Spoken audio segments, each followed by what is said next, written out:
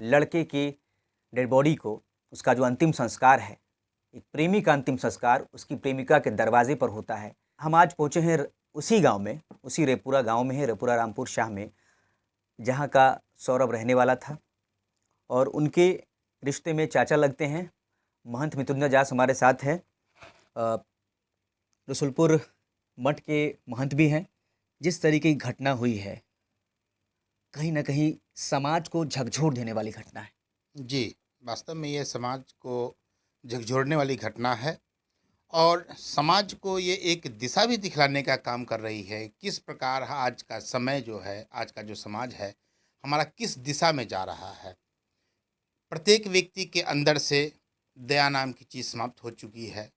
प्रत्येक व्यक्ति के खून में उबाल आ चुका है। आखिर में ऐसा क्यों हो रहा है, ये समझ में नहीं आ पा रहा है। बर्दाश्त करने की क्षमता अब किसी में नहीं रही। अगर बर्दाश्त करने की क्षमता होती तो आज ऐसी घटना भी घटित नहीं होती। या जो समाज में घटित हो रहा है वैसी कोई घटनाएं घटित नहीं होती। कुछ बातें जो निकल कर सामने आई है इस हत्याकांड के बाद, और ये जो पूरा मामला हुआ कि 1 साल पहले भी सौरभ, क्योंकि ये प्रेम प्रसंग जो है दोनों के बीच काफ़ी समय से चल रहा था, जिसको लेकर पिछले साल भी जो है कुछ इसी तरह की घटना हुई थी और पंचायती हुई थी, और वहाँ पर इस लड़के के जो है नाखून उखाड़ लिए गए थे। क्या घटना थी? जी, साल भर पहले की घटना है, हमें याद है। यही शाम में 7 साढ़े 7 के समय हो रहा था। हमारे दरवाजे पर एक 150 आदमी करीब में सौरभ को लेकर के पहुँचे। हम भी थोड़ा भौचक हो गए कि बात क्या है। उन लोगों ने जब हमारे पास आए तो कहें कि महंत जी, जैसी इसलिए बात है, सौरभ को सोमरसा गांव में बहुत बेरहमी से पीटा गया है। हम पूछे, भाई काहे काहे पीटा गया है? सौरभ यहीं पर खड़ा था, हम यहीं पर कुर्सी पर बैठकर अपना काम कर रहे थे। हम उस बुलाए सौरभ को, हमने बोला सौरभ को बुलाओ, कहाँ है? वो आया, गर्दन नीचे किया। तो हमने क्या हुआ रे? तो कुछ बोल नहीं रहा था। उसके एक और रिलेशन में चाचा लगते हैं, उन्होंने कहा कि जगह पहले दुर्दशा ना देखिए, ओकरा बाद रुआ कैसे कुछ पूछ हुई। तो जब उसका हम पैंट खोले तो पीछे चूतर पर का एक लेयर मांस हट चुका था। कुछ जगह एकदम काला था और बाद बाकी लग रहा था जैसे ब्लड चू रहा हो, उस प्रकार से लाल हो गया हुआ था। उसके बाद हाथ पर हमारी नज़र पड़ा, 5 10 के 10 अंगुलियां उसका एकदम लाल लाल था। मेरी इसमें क्या हुआ? तो बोला गया कि नाखून इसमें का उखाड़ दिया ये गया पिछले है। साल की घटना पिछले है। साल की घटना है। इतना हम मर्माहत हुए, इच्छा तो हुई कि पहले उसी को हम एक दो थोपी रख दे कि तुम्हारे साथ इतना कुछ हो गया और अभी तुम मेरे पास आए हो। गुस्सा में हम बोले ठीक है रुको। जो 150 आदमी यहाँ पर खड़े थे, सब लोग कह रहे थे कि नहीं महान जी चलिए, अभी उसके दरवाजे पर चल के उसको फूंक देंगे हम। कोई कह रहा था गोली मार देंगे, कोई कह रहा था कि काट देंगे। फिर सब लोग को शांत किया, हमने सुना। एक तो कानून अपना हाथ में ले को, अब तू भी कानून अपना हाथ में ले तो दो तरफी नहीं चलेगा। हम यहीं पर बैठ कर के एक आवेदन लिखे कांटी थानाध्यक्ष के नाम से। कांटी थानाध्यक्ष के नाम से हम आवेदन लिखे।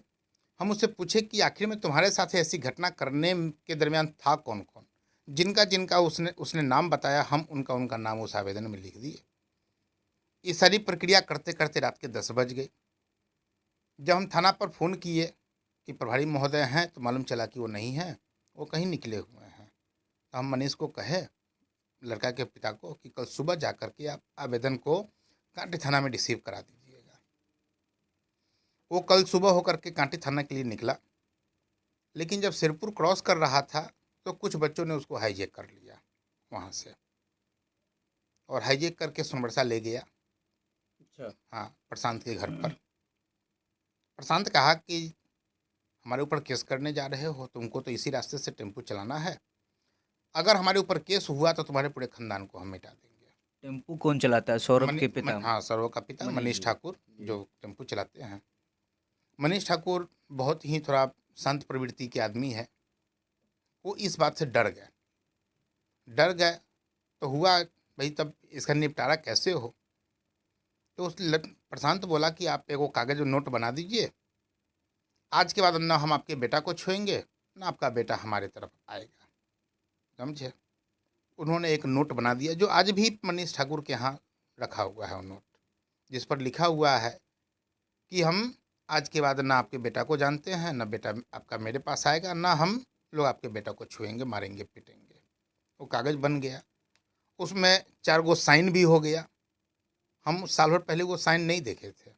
इस घटना के बाद हमको मनीष ठाकुर कल दिखाया है कागज़। जब सारी घटनाएं घट गई, हमको पता चला कि ऐसे-ऐसे मनीष जाकर के वहाँ पर अपना मैटरलाइज़ कर लिया। थोड़ा अंदर से गुस्सा आया, लेकिन तसल्ली इस बात का हुआ कि चलो बात ख़त्म हो गई, आज के बाद ऐसा नहीं होगा। वहीं से हम उसको फ़ोन किए, तो हमारे एक घरेलू डॉक्टर हैं, डॉक्टर मुन्ना, उसी के यहाँ उस सौरभ का 42 दिन इलाज चला, तब जाकर के वो बच्चा नॉर्मल हुआ। 42 दिन तक रेगुलर उसका इलाज चला। इतनी बुरी तरीके से उसको पीटा गया था। 42 दिन पीटने के बाद तब उस माने इलाज चलने के बाद तब हल्का-हल्का नाखून उसके नौ पर आया, उसका शरीर स्वस्थ हुआ। उसके बाद एक दिन मनीष से पूछे कि मनीष जी अब क्या करना है? तो कहें कि ना बेटा के बाहर भेज दै छी, पढ़तै न पढ़तै तो ओतहीं अपन कमतै, लेकिन अब रेपुरा में कान न रखबै। जी, वही यही घटना थी। पिछले साल की ये घटना थी और दिलचस्प बात ये है कि आज ये जो महीना चल रहा है और ये जिस दिन हत्या हुई है सौरभ की, ये वही दिन था जो पिछले साल जिस दिन को लड़की के घर वो मिलने गया था और उसके बाद उसके साथ ये सलूक किया गया था, उसके नाखून जो है इसको उखाड़ लिए गए थे। और क्योंकि वो जो 23 जुलाई की तारीख थी वो उसकी प्रेमिका का जन्मदिन होता था, इसलिए इस साल भी मिलने गया था। इस बार तो अपनी बहन की शादी के लिए आया था उड़ीसा से लौटकर, और मिलने गया था प्रेमिका से क्योंकि उसको 24 जुलाई को ट्रेन पकड़नी थी, वापस उड़ीसा लौटना था। हाँ, इस बार भी उसको उड़ीसा से जब वो आया 28 तारीख को, तो हम मनीष से कहे, हमने कै दिन के लिए लको है बेटा? तो ना अब हो गल है, जहिया ट्रेन के टिकट मिल जतै जे डेट के, ओकरा बाद ही अपन चल जतै। हमने तो जल्दी से टिकट लेके भेज दा। बहन की शादी में आया था इस बार। 7 तारीख को उसकी बहन की शादी हुई। 7 तारीख के होने के बाद उसका टिकट कटाया गया, तो 24 जुलाई को उसको टिकट मिला। 23 जुलाई के शाम हमारे एगो चाचा रहते हैं उसी घर के बगल में, उन्हीं के नज़दीक वो दिन भर बैठा रहा, वहीं पर खाना खाया, सब कुछ किया। शाम को एकाएक 5 बजे के करीब में, जैसा चाचा लोग बता रहे थे, कि उसको कहीं से फ़ोन आया और फ़ोन कान में लगा करके उनके नज़दीक से उठ के चलने लगा। जब चल दिया तो जब रास्ते में आया तो उसके पिताजी ने उससे पूछा, अरे फ़ोन कान में लगा के तू जाइत कहाँ आते? तो बस आ गई 10 मिनट में, वहाँ से निकल गया। किसी को कोई पता नहीं कि आखिर में वो कहाँ गया। ये शाम के 5 और 5:30 के बीच की घटना है। बात आई गई हो गई, कहीं कल होकर के जाना था, इसलिए किसी को ये शक नहीं हुआ कि ये वही पिछले साल की घटना फिर दोहरा सकता है। मनीष जी चले गए, वो लड़का अपना चला गया घूमने। मनीष जी चले गए चौक पर, उनको पान खाने का आदत है रोज। वो अपना पान खाने चले गए। उनका एक मित्र पानापुर का आया हुआ था, उसको विदा करना था, तो दोनों बहाने कीजिए, मित्र को ही विदा कर देंगे और पान अपने भी खा लेंगे, मित्र को खिला देंगे। पान वो खा ही रहे थे कि लड़की के चाचा प्रशांत उनको उस दुकान पर आया और कहा कि मनीष, तोहर बेटा हमरा घरे हो, चल के अपन बेटा के ले आबो, ते बदमाशी करत हो। मनीष प्रशांत पांडे लड़की के चाचा चाचा, हैं। मनीष कहलका कि बदमाशी करे छलो, पुलिस के हवाले कर दहू, हम न जबो अब लागू हुए। हमका मना कली न जाए के लेल, तैयो चल गल को। वो कहा कि ना ना चला ना, उ तुम ज़्यादा पीले हो, नशा ज़्यादा कैले हो, एलेल उ आवे की स्थिति में न हो। आ पुलिस के दे देबो तो पुलिस ओकरा अंदर कर देते। बाप का दिल था, बैठ गए उसके गाड़ी, उसी गाड़ी पर।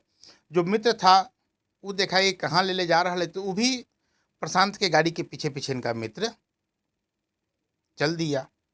जब उसके दरवाजे पर पहुँचे तो प्रशांत इनको गाड़ी पर से उतारा और कहा कि सुना है वो पहले सादा कागज़ लाओ। सादा कागज़ आया, कहा कि तू साइन करा। मनीष कहल के भाई कथी के साइन कर दियो?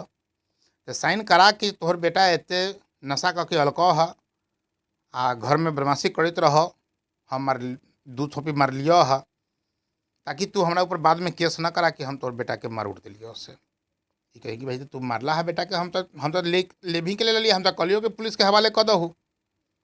तो ना पर तो साइन करे को होता। इतने में उसका भतीजवा आया, ताकि साइन करे कि इस साले को भी गोली मार दो। समझे? मनीष डर गए। उतने में प्रशांत, जैसा मनीष जी कह रहे थे कि प्रशांत ने उनके कनपट्टी में बंदूक भिड़ा दिया।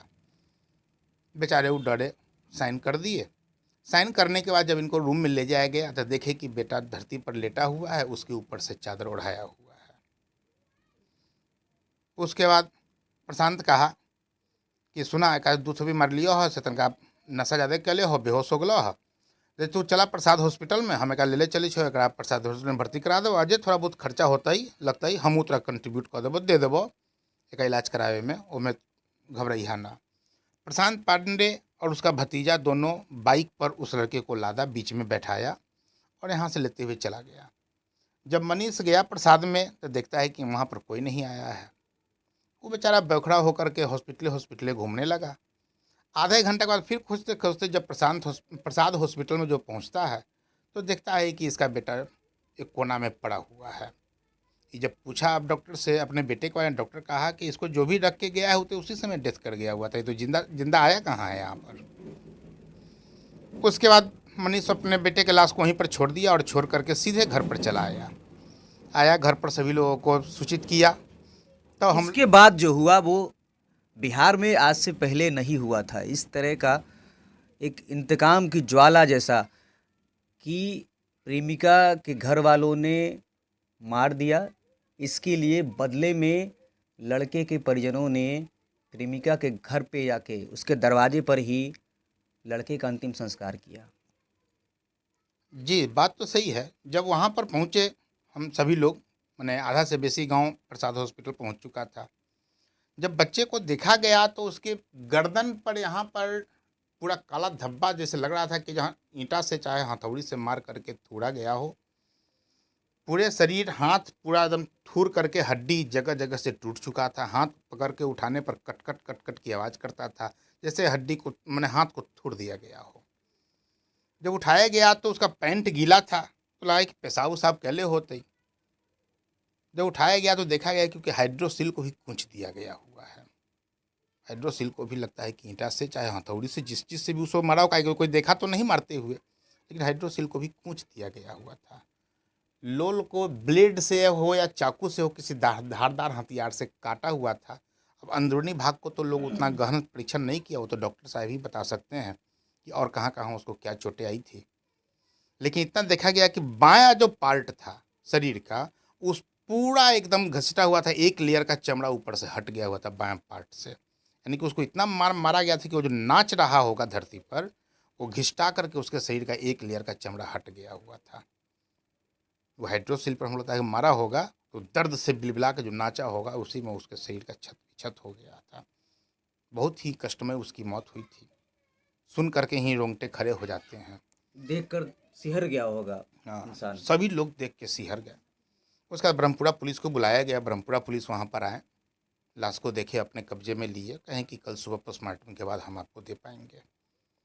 जब ये सारी बात रात के 11 बजे जब हम लोग अपने घर पर आए, जब लोगों में कहें तो लोगों के अंदर के रात के 11 बजे ही आक्रोशित होना चालू हो गए और लोगों का इच्छा था कि रात के 11 बजे भी हम प्रशांत के घर पर टपें और जो भी उसे घर में मिले उसको भी वही हालत से मारा जाए। फिर लोगों को हमने समझाया कि भाई अब पुलिस मामला हो गया है, कल सुबह देखेंगे क्या करना है नहीं करना है। सब लोग को समझा बुझा के अपने अपने घर भेज दिए। कल सुबह हो करके सब लोग गए हॉस्पिटल में, कांटे थानाध्यक्ष से भेंट किए। थानाध्यक्ष ने उसको लाश के लिए पोस्टमार्टम के लिए भेज दिए हुए थे। लाश पोस्टमार्टम करा करके लाश जब 2 बजे आया, 2 बजे मैंने हैंड ओवर किया परिजन को। लोग फ़ोन किया, मान जी अब इसमें करना क्या है। हम लोग कुछ मत कीजिए, चुपचाप लाश को लेते आइए, श्मशान में चलेंगे और लाश को चिता जला देंगे। तो केस ना होता है, हम लोग केस तो ब्रह्मपुरा थाना में आप लोगों ने किया है ना। लेकिन इसके बाद ये फिर कैसे तय हुआ कि उसके घर को वही बता उसके घर को शमशान घाट बना दिया गया? वही बता रहे हैं आपको। हमने सभी को कहा कि आप लाश को वहाँ से लेके आइए, फूंक देना है। और अपने केस जो किया है, केस में किसको किसको नामजद किया, हमने मनीष से पूछा। मनीष ने कहा कि जे घर में रहल कैरा, जे हमारे सामने दिखाई पड़लक कि फलना फलना है, हम केस में ओकरे नाम लिख लिए। हम कहिए जो आपने अगल बगल चाहे किसी मैंने बेमनस्ता से किसी उसके इष्ट मित्र को नाम तो नहीं डाल दिया। कहा कि ना, जे हमारे सामने रहल कैरा, हम पुलिस के वह बतलिए कि जब फलना फलना फलना फलना होते रहलक रह, वही सब मिल के हमारे बेटा को मारा होगा। समझ गए? आप केस भी पढ़िएगा, केस में देखिएगा कि घर के सदस्य को छोड़कर और किसी का नाम उसमें नहीं दिया गया है। उसके बाद लाश वहाँ से चला तो हम देखे कि अब लाश जलेगा। हम अपना पूजा पाठ करके भोजन किए थे, भोजन करने के बाद थोड़ा 10 मिनट लेटते हैं, हम लेट गए। जैसे लेटे ही हुए थे कि जब हमको फ़ोन आया कि मोहन जी जल्दी आओ, रोड जाम हो गई। हम तो कहे थे कि लाश को जलाने के लिए, तो फिर रोड जाम कौन करा दिया? वहाँ पहुँचते हैं तो देखते हैं कि मनीष और मनीष का परिवार एकदम साफ अलग हो गया हुआ है। मैंने उसके परिवार के कोई सदस्य वहाँ पर लाश के समीप नहीं थे, सब लोग को अलग कर दिया गया है। और इलाके के सैकड़ों लोग वहाँ पर, मैंने 500-700 आदमी, जिसमें जाति की कोई गणना ही नहीं थी कि भुइयार मरा है कि ब्राह्मण मरा है, कोई नहीं, मुस्लिम, चमार, डोम, पूरा हलखोर, गांव एक पूरा इलाका के एक एक आदमी औरत वहाँ पर जमा है। हम जब पहुँचे वहाँ पर तो देखे कि ये टोटल आक्रोशित था। आक्रोशित होने के बाद हम लोगों से समझाएं कि रोड जाम कैला से हम सब अथी तो हती ना, आरक्षण में तो हती ना कि सरकार हमारा मुआवजा दे दे, है ना। और दोसर बात है ये केस होइए गए है, 302 होता है तब तो पुलिस केस बने छी, तो रोड जाम कैला से कोनो फायदा न होए वाला है। तो लोग सब कहे कि मोहन जी रहुआ रहे कैसे रहो ना तो जाओ। अब हम लोग का जब आक्रोश देखे तो हम देखे कि अगर हम वहाँ से हटते हैं तो कोई अप्रिय घटना घट जाएगी। उतने में थाना का फ़ोन आ गया मनीष के भाई के मोबाइल पर। वो हमको दिए कि मोहन जी आप बात कर लीजिए। तो जो भी थाना प्रभारी फ़ोन पर बात कर रहे थे, कि उन्होंने ना अपना नाम बताया ना हमने उनसे पूछा। वो कहे कि ये जाम करे से कुछ मिले वाला है, हमने जाम करे वाले से तो किसी को कुछ नहीं मिलने वाला है, लेकिन आखिर में आप लोग अपना काम करते क्यों नहीं हैं? आज से 10 दिन पहले गंगा शाह विसुंदरपुर के टेम्पू चालक को इसी प्रकार से ईंटा से कूच के मारा गया था। आज 12 दिन होने को जा रहा है, लेकिन अभी तक उसके एक अपराधी अभी आप लोग के पकड़ से बाहर हैं। और सेम घटना सेम तरीका से ये भी लड़का मारा गया है। तो जब सेम तरीका से मारा गया है तो इसका मतलब है कि अपराधी मारने वाला कोई एक है, उसका तरीका एक है मारने का, यानी कि दोनों को एक ही व्यक्ति मारा है। आखिर में आप अगर अपराधी को पकड़ लिए रहते गंगा शाह के केस में, तो आज इस केस में इस बच्चे की मौत तो नहीं हुई रहती। समझे? तो आप लोग बहुत बड़ा नेता बनते हैं। हम लीजिए ना सर हजूर, हम नेता नहीं, हम तो साधु हैं, हम तो पूजा पाठ करने वाले आदमी हैं, हम काहे नेता बनने जाए। इतना कह के फ़ोन कट गया। उसके बाद रणधीर बाबू आए। रणधीर बाबू आए तो उनका जो भी जवान था वो पब्लिक के ऊपर लगा सोटा बरसाने। रणधीर बाबू मोतीपुर अंचल इंस्पेक्टर थे। अच्छा, उनका भी 6 थानों की पुलिस क्योंकि पहुंच गई थी, लेकिन वो मॉब इकट्ठा होने के बाद उसके दरवाजे पर जब आप लोगों ने धावा बोला, बता रहे हैं। उसका रणधीर बाबू कहें भाई मनीष से बात करने के, मनीष से कहा कि यही बतिया कि हम मोहन जी से बतियाओ, हम कुछ न बतियाओ। फिर रणधीर बाबू हमको बुलवाए, हम आए। रणधीर बाबू कहा कि जब मोहन जी इसमें क्या करना है। हमने पहले तो हमारा ये बताओ कि जितना लोग इतने इकट्ठा है यहाँ पर, पब्लिक इकट्ठा है कि क्रिमिनल इकट्ठा है? उन्होंने कहा कि पब्लिक। हमने जब पब्लिक इकट्ठा है तो फिर आपका जो सिपाही सब है इस सोटा लेकर के पब्लिक को रगेत कहे रहा है? आखिर में पब्लिक आक्रोशित हुआ है, पब्लिक लगा है कि जे पुलिस के असते हुए समाज में सामंजस्य स्थापित नहीं हो रहा है। पब्लिक को जब ये लगा है कि हमारे जो एसपी साहब हैं उनकी बागडोर जो है ढीली पड़ चुकी है, समाज में अपराधीकरण पर अपराधीकरण हो रहा है, मौत पर मौत होता चला जा रहा है, तब तो आक्रोशित होकर के पब्लिक ने पूरे सड़क को घेर रखा है। पब्लिक के पास तो एक ही हथियार है कि वो कहीं जाम कर सकता है। पब्लिक के पास ये हथियार तो नहीं है कि वो किसी का खून कर दे अपराधी का। तो बेचारा जाम किए हुए उसमें भी आप लोगों को कष्ट है। सिंपल सा मेरे एक सवाल का उतना कहने के बाद जब उन्होंने कहा कि ठीक है हमरा 48 घंटा का समय दू, हम एकरा के अपराधी के पकड़ लेंगे। हम सब लोग से निवेदन किए कि चलिए लाश लेके चलिए, अब जल जाए। इतना कह करके हम अपना बुलेट स्टार्ट किए। एक बार आवाज़ उठा के नहीं जलेगा तो प्रेमिका के दरवाजे पर। और आवाज़ कौन उठाया हमें भी पता नहीं चल पाया, कहे कि हमारा जहाँ बुलेट लगा हुआ था उसके परिजन हमारे बुलेट के नज़दीक ही थे, यानी कि परिजन में से किसी ने आवाज़ नहीं उठाया है कि जब प्रेमिका के दरवाजे पर चलेगा, यानी कि ये आवाज़ पब्लिक में से आई। अब पब्लिक कौन बोला तो कोई नहीं जानता है। उसके बाद रणधीर बाबू फिर हमको बुलाए कि मोहन जी अभी क्या होगा। हमने वो हजूर हम तो सामने कहली है सबके चल के दाह संस्कार करे के लिए, हम तो न कहली कि भाई चलो प्रेमिका के दरवाजे पर, तो न रोकू। हम लिए अभी भीड़ हमारा रोका है कि औरत आगे आगे हो गया था। वहाँ पर मर्द पीछे हो गया और औरत आगे हो गया, समझे। भावनाओं का ज्वार फूट हाँ, पड़ा था। भावनाओं का ज्वार फूट पड़ा था। सभी लोग एक सुर में आवाज़ लगाने लगे थे कि नहीं, जब भी फूंक आएगा तो वहीं पर। पुलिस ने बोला कि भाई हम क्या करें, हम कहीं अब आपकी मर्जी है कि मैं अकेला आदमी कुछ नहीं कर सकता हूँ, और औरत के तो हम हाथ लगा नहीं सकते हैं। मर्द को कहते तो हम दो चार वो खींच के हटाते भी, लेकिन औरत को हम नहीं छुएंगे। मूव चल पड़ा वहाँ पर पहुँचा, हम चले आए घर पर, हम नहीं गए वहाँ पर। जैसे दरवाजे पर हम अपना बुलेट लगा रहे हैं कि फिर रणधीर बाबू फ़ोन किए कि मोहन जी लोग न माने थे तो फूंक देते रुआ आओ। फिर यहाँ से हम गए सोनबरसा, फिर लोगों को मनाने के बाद वहाँ से फिर मूव कर गया कि उतने में पता नहीं कहाँ न कहाँ से 400-500 औरतें वहाँ पर आ गई। इलाका की इतनी ज़्यादा औरतें एक जगह इकट्ठा हम नहीं देखे थे कि इतनी औरतें भी एग्रेसिव हो सकती हैं। और औरतें जब वहाँ पर पहुँची तो वो पता ही नहीं चल पाया कि ये अब क्या होने वाला है। हम लोग माने धक्का दे करके लीची की गाछी में धकेला गए, पुलिस ऑटोमेटिक साइड हट गई, यानी कि वहाँ पर किसी का कोई बस नहीं चला। औरत लोग वहाँ पर पहुँच गए और फिर लाश को लेकर के उसके दरवाजे पर रखा गया। उतने में देख रहे हैं कि आग की चिंगारी वहाँ से उठ रही है। माने 10 मिनट भी नहीं हुआ कि हत्ता खना गया, गोईठा रखा गया, लकड़ी रखा गया। कितने स्पीड में सब आया, ये पुलिस भी, रणधीर बाबू भी नहीं समझ पाए कि कितना स्पीड में आया और कितना स्पीड में सारा काम हो गया। वो बेचारे पुलिस पदाधिकारी एक एक व्यक्ति को हाथ जोड़ रहे थे, रणधीर जी, कि आप लोग ये काम मत कीजिए। ये कैसा सुशासन वाला बिहार है कि एक प्रेम प्रसंग के मामले में लड़के की पहले तो हत्या होती है, उसके बाद पुलिस प्रशासन की मौजूदगी में लड़की के दरवाजे पर लाश जलाई जाती है, लड़के का अंतिम संस्कार किया जाता है। और सवाल उस पुलिसिया व्यवस्था पर भी है, उस सुशासन पर भी है कि इसी लड़के के साथ, इसी परिवार के साथ जो है पिछले साल भी इन्हीं दबंगों ने इस तरह की वारदात की थी कि उसके नाखून उखाड़ लिए गए थे पंचायती में, और उसके बाद उसका केस तक नहीं लिया गया था। जी, ये बात तो सत्य है कि पिछले साल भी ऐसा किया गया था, और हम इस सब में विफल अपने मुजफ्फरपुर ज़िले के जो एसएसपी साहब हैं, हम उनको मानते हैं। अगर एसएसपी साहब चाहते तो अपराध का ग्राफ हमारे ज़िले का घटता, लेकिन हमें तो जहाँ तक लग रहा है कि जब से हमारे एसएसपी महोदय आए हैं, तब से हमारे ज़िले का एक ग्राफ, अपराध का जो ग्राफ है, शराबबंदी का ग्राफ हो, अभी गांव-गांव में गाड़ी आ रहा है, अपराधीकरण का ग्राफ हो, एक एक गांव में हजारों सैकड़ों बम बंदूक सभी बच्चे के हाथ में है, मौत का ग्राफ हो, जहां देखिए बिना मतलब में कोई अपने पिताजी को भाला मार रहा है, कोई अपने चाचा कानून का हैं? इकबाल जो है, कानून का डर अब पब्लिक के अंदर रहा ही नहीं।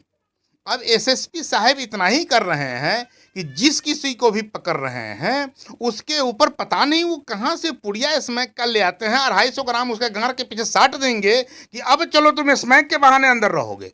अरे भाई, तुम स्मैक लाते कहाँ से हो? हमको तो एसएसपी साहब पर तज्जुब आता है कि वो स्मैक इतना कहाँ से लाते हैं कि जो भी बच्चा पकड़ाता है उसके पीठ पड़े हुए स्मैक का जो मैंने पुड़िया है वो सटा रहता है कि ये स्मैकर है। हमको उसमें तो प्रशासन का फेलियर है कि स्मैक जो धड़ल्ले से बिक रही है, मिल रही है मार्केट में। मैंने, और हमको ये नहीं समझ में आ रहा है कि अगर इतना स्मैक बिक रहा है तो आखिर में एसएसपी महोदय हमारे मुजफ्फरपुर में कर क्या रहे हैं कि इतना सारा स्मैक कहाँ से आ गया? इतने सारे ट्रांसफर हो गए, इनका ट्रांसफर कोई नहीं करा पाया। तो इसलिए कि ये मैंने सरकार के बहुत ही बड़े कमाऊ पूत हैं। सर, जितना भी अपराधीकरण हो गया हुआ है, सभी लोग इनके नज़दीक पैसा पहुंचाते हैं, और जब पैसा पहुंचा कमाऊ पूत के सरकार चाहती है कि हम वहीं पर रखें। इस तरह की घटना, आप भी सामाजिक व्यक्ति हैं और धर्म कर्म से जुड़े हुए हैं, इस तरह की घटना आपने अपने जीवन में कभी देखी थी? क्योंकि हमने तो नहीं देखी थी। बिहार में भी कहीं भी, मैं 8-9 साल से पत्रकारिता कर रहा हूँ, आज तक मैंने कहीं भी इस तरह की घटना कि बदले में, इंतकाम में इस तरह का ऐतिहासिक भीड़ तंत्र ने एक फैसला किया हो। तो क्या इस तरीके से फैसला होगा, इस तरह से अगर इंसाफ चलेगा तो बिहार जो तालिबानी इंसाफ एक तरीके की भीड़ का हुआ, तो फिर कैसा सुशासन रह जाएगा? और इस तरीके का आपने कभी मामला देखा था क्या? जी नहीं, हम भी अपने जीवन में न कभी देखे थे न कभी सुने हैं ऐसी घटना, और आशा करते हैं यदि सरकार सजग होगी, पुलिस अगर मजबूत होगी तो फिर भविष्य में भी ऐसा घटना कभी नहीं घटेगा। लेकिन घटने के पीछे भी कारण है कि लोगों का आक्रोश भी तो है आखिर में उसके परिवार के लोगों को 307 के दरमियान 307 धारा लगा करके 148, 146, 147, 353, 354, 355, 307 इतनी धारा लगा करके जो गांव के लोगों को अंदर कर रहे हैं हमारे एसएसपी महोदय। बिल्कुल, आपको दर्शकों को बता देते हैं कि 2 केस जो हैं सौरभ हत्याकांड में दोनों तरफ से केस दर्ज हुए हैं। एक तो जो पीड़ित परिवार है, सौरभ के पिता हैं, उन्होंने हत्या आरोपियों पर, जिन्होंने हत्या की है, लड़की के जो परिजन है, परिवार है, उस पर केस दर्ज कराया है।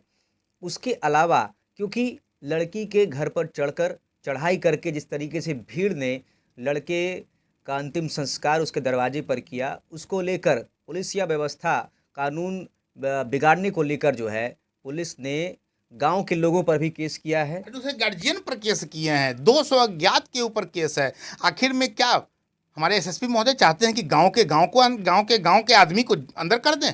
अगर उनका यही मर्जी है कि पूरे गांव को ही अगर जेल में रखा जाए, पूरे मुजफ्फरपुर को ही जेल में रख दें और तब जाके कानून व्यवस्था उनका सही हो सकता है, तो हम उनसे निवेदन करेंगे कि मुजफ्फरपुर के एक एक वासी को वो जेल में रखें और तब वो अपनी पीठ थपथपावे कि मैंने कानून व्यवस्था का एक, जिस प्रकार से यहाँ की अंधी पब्लिक ने इस प्रकार की कुव्यवस्था के कारण ये गलत फैसला लिया, उसी प्रकार से वो भी अपना एक मुजफ्फरपुर के एक एक वासी को जेल में रख करके वो भी अपना पीठ थपथपा ले, वो भी वो इतिहास रच ले कि हमारे राज्य में मुजफ्फरपुर का एक एक पब्लिक जेल में चला गया।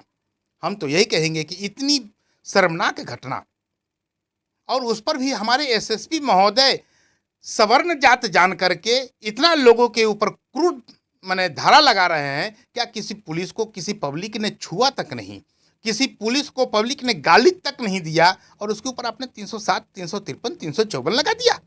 क्या अपराधी था वो? आपने जाति शब्द का इस्तेमाल किया, क्या मतलब मुजफ्फरपुर पुलिस को आप जातिवादी बता रहे हैं? नीतीश कुमार की पुलिस को आप जातिवादी बता रहे हैं? जी, इसलिए कि जितने भी सवर्ण जात के लोग पकड़े जाते हैं, हमारे एसएसपी महोदय उसके ऊपर कड़ा से कड़ा धारा लगाते हैं और न हो सकता है अगर उनका बस चले तो 2-4 गो स्मैक, 2-4 गो और सारे जितने जो कहे जाते हैं दारू तारू कथी सब जो है, वो सभी उसके ऊपर लाद करके ताकि ये अंदर जाए तो सड़ जाए, इस प्रकार की व्यवस्था करने पर। तो मुजफ्फरपुर के सोनबरसा में प्रेम प्रसंग कांड में हुई हत्या के बाद जिस तरीके का अनदेखा अंजाम सामने आया, उसको शायद आप कभी नहीं भूल की जान ले ली। तो मोहब्बत के इस बदरंग दास्तान की कहानी जो है वो हमने महंत मृत्युंजय दास से सुनी। आपको ये बातचीत जो है कैसी लगी, जानकारी आपको कैसी लगी, हमें कमेंट बॉक्स में ज़रूर बताएं।